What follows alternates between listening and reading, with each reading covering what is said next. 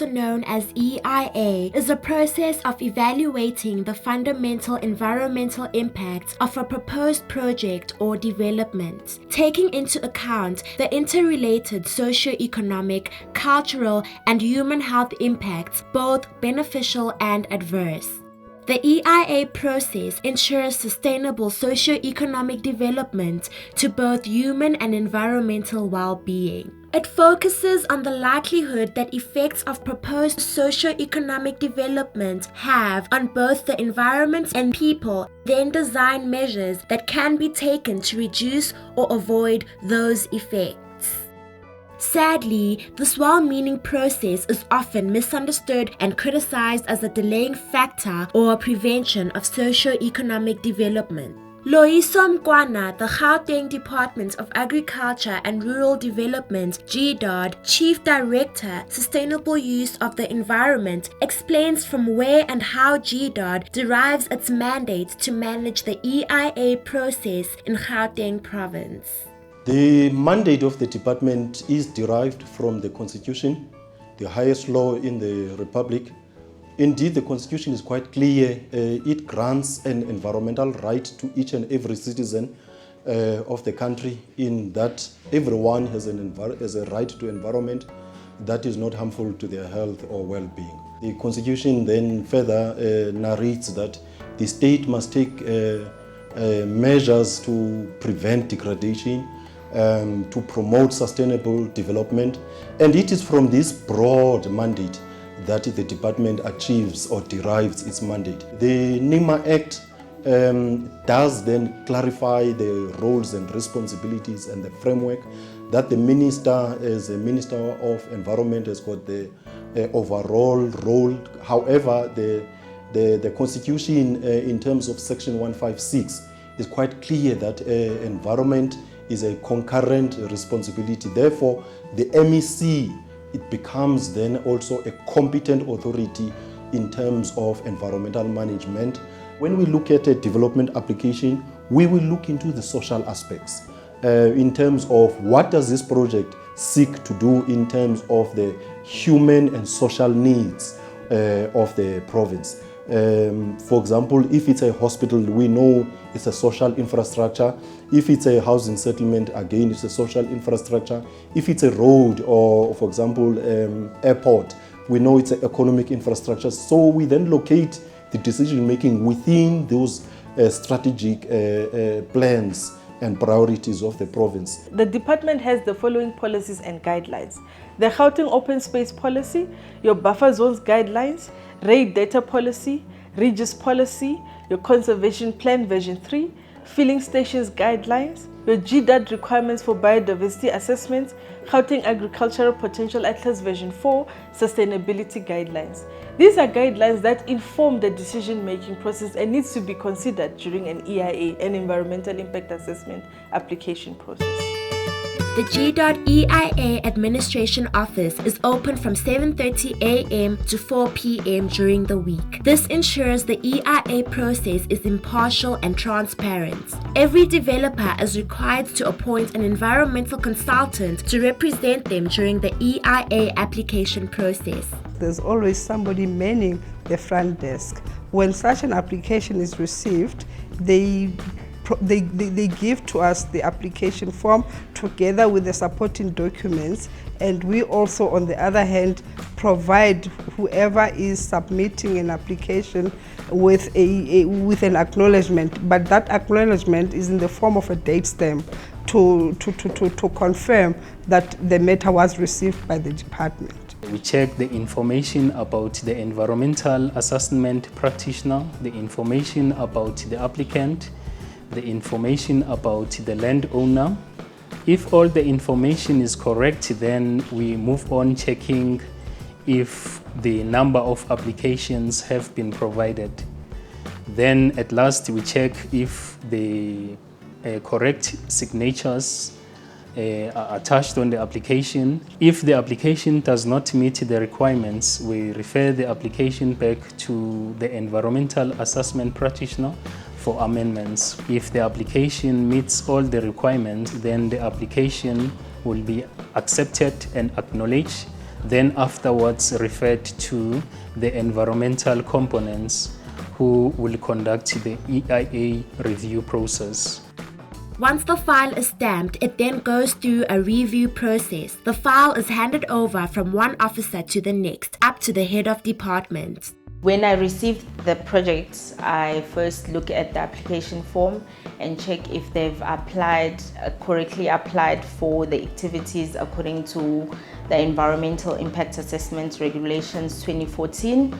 And then after checking the activities applied for, then I check our geographical information system, which I look at our conservation plan to look at the sensitivities that are relevant to the project. And when I've looked at the sensitivities in our GIS conservation plan, then I look at the reports if they have mentioned any of those sensitivities in the reports. And then after looking at the sensitivities, I then look at the mitigation measures that they've put in the report. I then look at their layout plan and the sensitivity map, if it's in line according to what I have checked in our conservation plan. Then I check that they've complied with the public participation process, which is Chapter 6 in the regulations, EIA Regulations 2014, and look at they have included the attachments that go with the public participation process, which is the site notice. Is the site notice visible and also legible, and also the newspaper article that they've advertised for the project, and also the comments and response from the interested and affected parties and how they've responded to the comments that were provided by interested and affected parties. And also look at, have they consulted other stakeholders, for example, local authorities for the projects, and is it in line with the Gauteng EMF environmental management framework? And then I check the environmental management program. Does it look at the sensitivities that the environment of that project site? Do they mention how they're going to mitigate the impacts that are associated with the project? I will then go to my supervisor to hand it over for site inspection and also giving recommendations. I'll need to look at the size of the site, what are the issues on site, have they conducted the relevant studies, who conducted the studies. The studies conducted, we need to check if whether they in line with our departmental guidelines, and look at the site inspection report after we've conducted the site inspection to see if whether the information that they've provided in the report, does it correlate with what is on site. I see Protea Kafra woodland around, I can see a stream on this side, good pristine grassland on the ground. So already I have an idea that what is contained in the report is really a good reflection of what is happening on the ground. What needs to happen from here is just contain the site inspection report, have a look at the report itself, as well as our decision support tool, and therefore one will then apply his mind, make recommendations to the supervisor to take it forward. You might want to have another layer of management wherein you might want to ascertain whether or not there's been stringent or lenient application of those guidelines, and in that tier or level, that is where I would come in to say that yes, the application is in line with such guidelines, or you've been very lenient in the application of the guidelines, in some instances very stringent. We also bear in mind that we at this level review such applications against government priorities in the province. Sustainable human settlement would also come into being. So at my level, those are some of the instances that you might want to check in when you review the application against what they have done levels below me. What I'm going to do as a director in charge of EIAs, I'm going to check if this application, when they review this application, is it in line with the Gauteng development framework?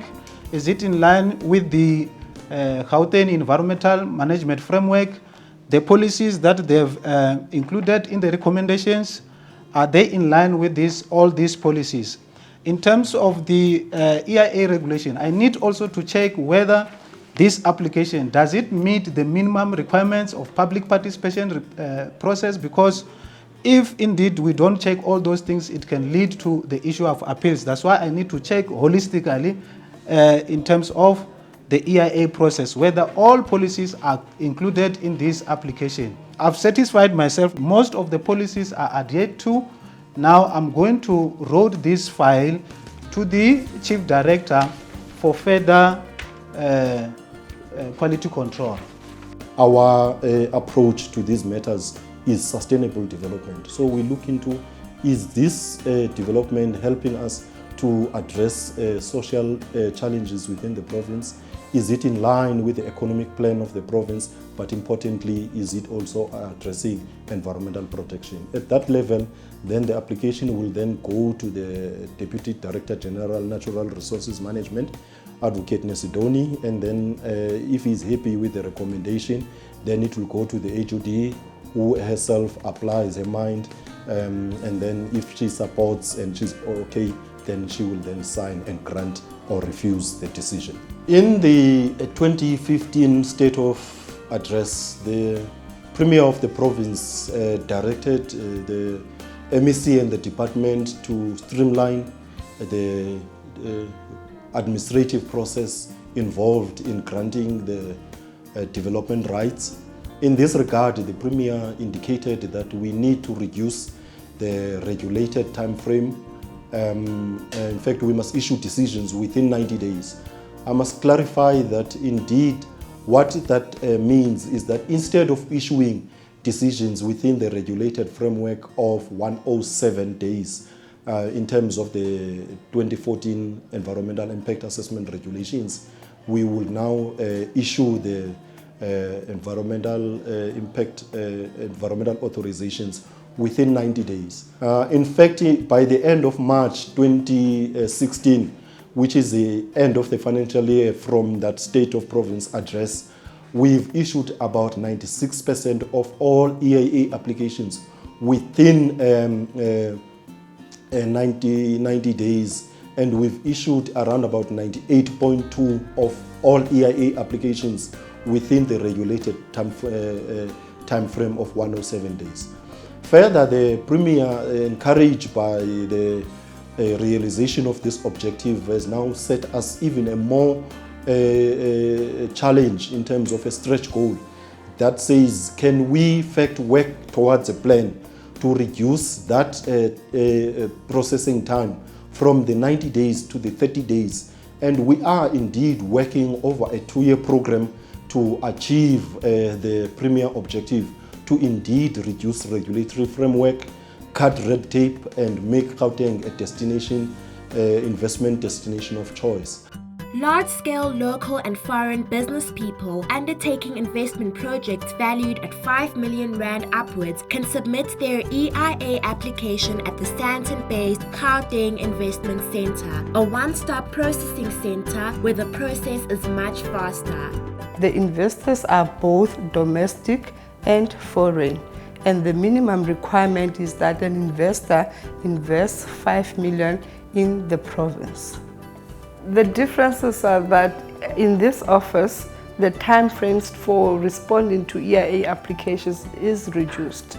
The difference also with us being here is that even at the point where an investor had not even bought the land, they have access to our geographic information system, wherein we can advise them on whether the land that they are proposing to start an investment on is suitable for investment or not. So that means they don't have to go and buy a piece of land that in the end they will not be able to use, and that service is provided free of charge. The application received here is an application for residential development. When we start looking at the spatial layers, the GIS layers, The GIS layers tell us what is on the site. So for example, on this site, it is an EMF zone 3. The policy around EMF zone 3 is that we would not like to have residential developments in zone 3. So it gives an idea as to what type of developments we would want to approve in zone 3. That's what the GIS is there for. Indeed, the fast tracking of environmental impact assessment process does not compromise the quality of the work. It is important to locate the Premier's objectives within the context of the global effort to reduce regulatory burden. Canada in 2012 recently reviewed their environmental legislation and provided for a streamlined process that addresses the challenge of regulatory burden. So it's not just a Gauteng issue, it's a global perspective that we need to collectively reduce whilst we are ensuring environmental quality processes and decision making. We need to reduce the administrative side of processing on these matters.